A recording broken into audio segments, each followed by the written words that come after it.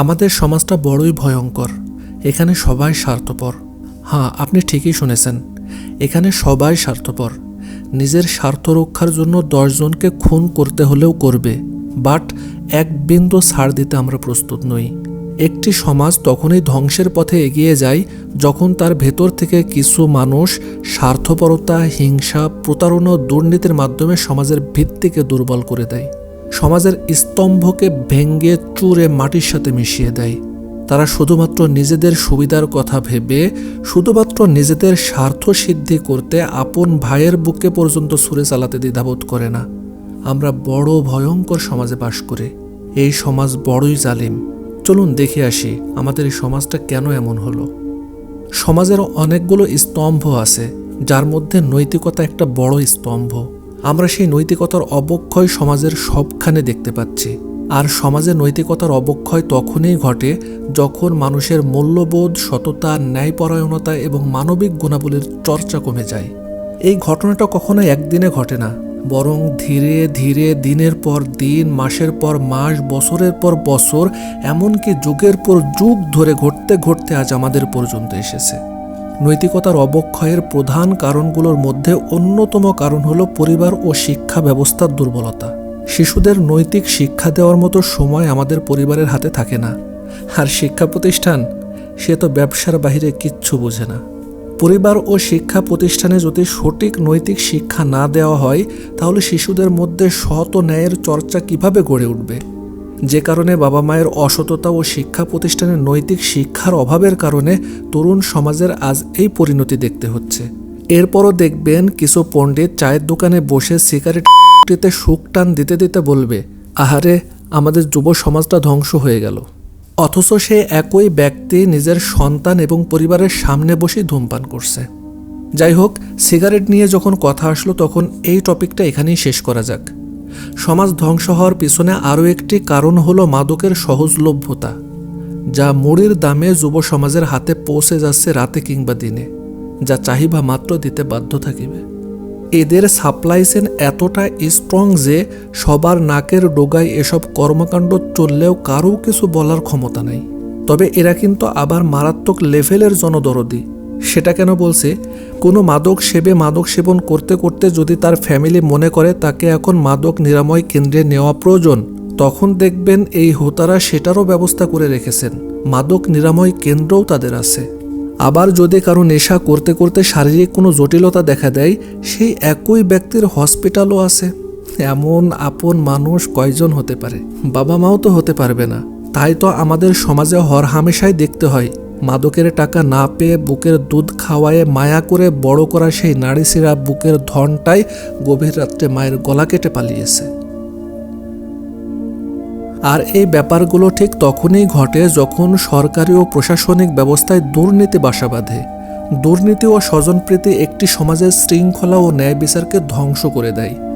যখন কোনো সমাজে সৎ, পরিশ্রমী, মেধাবী ও ন্যায় বিচারের পরিবর্তে ঘুষ, আত্মীয়প্রীতি ও অবৈধ সুবিধা প্রাধান্য পায়, তখন সমাজের সাধারণ মানুষ ন্যায্য সুযোগ থেকে বঞ্চিত হয় এবং সমাজ ধীরে ধীরে ধীরে ধীরে ধ্বংসের দিকে এগিয়ে যায়। তাছাড়া যখন সরকারি ও প্রশাসনিক ব্যবস্থায় দুর্নীতি বাসা বাঁধে, তখন সমাজে আইনের শাসন দুর্বল হয়ে পড়ে। পুলিশ, আদালত ও সরকারি কর্মকর্তারা যদি ঘুষের বিনিময়ে অন্যায়ের পক্ষে অবস্থান নেয়, টাকার বিনিময়ে যদি বিচার কিনা বেচা হয়, তাহলে অপরাধীদের শাস্তি হয় না। তখন সেই দুর্বৃত্তরা ভয়ঙ্কর সাহসী হয়ে ওঠে। তখন সাধারণ মানুষের মধ্যে আইনের প্রতি শ্রদ্ধাবোধ কমে যায়।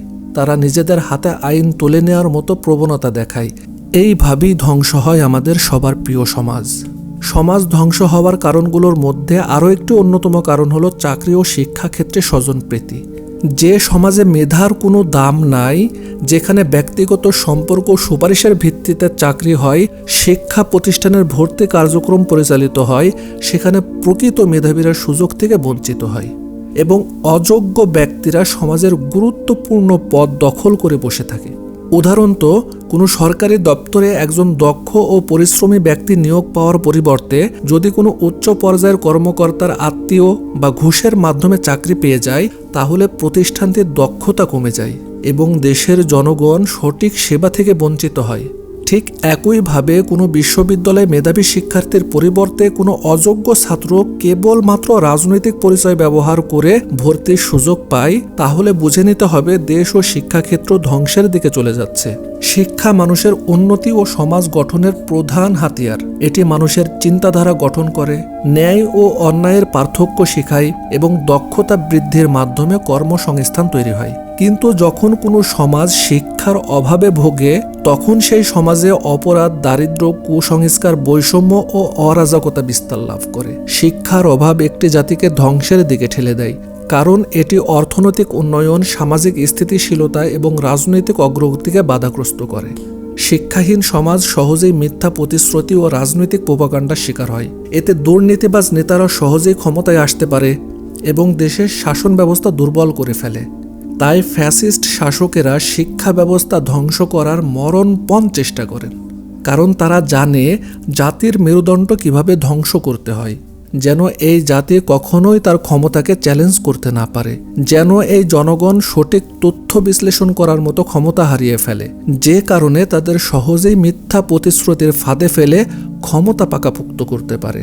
এছাড়া সমাজ ধ্বংস হওয়ার আরও কিছু কারণ থাকতে পারে, তা হলো দুর্নীতি, বেকারত্ব বৃদ্ধি, সামাজিক বিভেদ ও বিদ্বেষ, গণমাধ্যম ও সামাজিক যোগাযোগ মাধ্যমের অপব্যবহার, পারিবারিক বন্ধনের দুর্বলতা।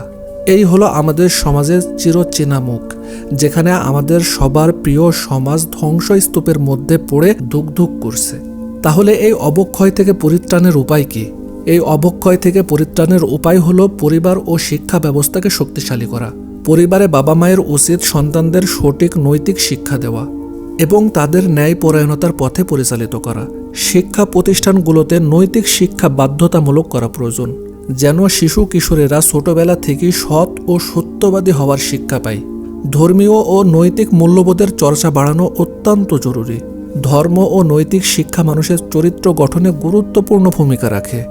ভালো কাজের প্রতি আগ্রহ সৃষ্টি করতে হবে এবং অন্যের কল্যাণে কাজ করার মানসিকতা গড়ে তুলতে হবে। সামাজিক সচেতনতা বৃদ্ধি করাও নৈতিকতার অবক্ষয় রোধে কার্যকর ভূমিকা রাখতে পারে। গণমাধ্যম ও সামাজিক যোগাযোগ মাধ্যম শিক্ষামূলক প্রচারণার মাধ্যমে নৈতিকতার গুরুত্ব তুলে ধরতে হবে। সমাজে ভালো মানুষের আদর্শ প্রচার করতে হবে, যেন অন্যরা অনুপ্রাণিত হয়।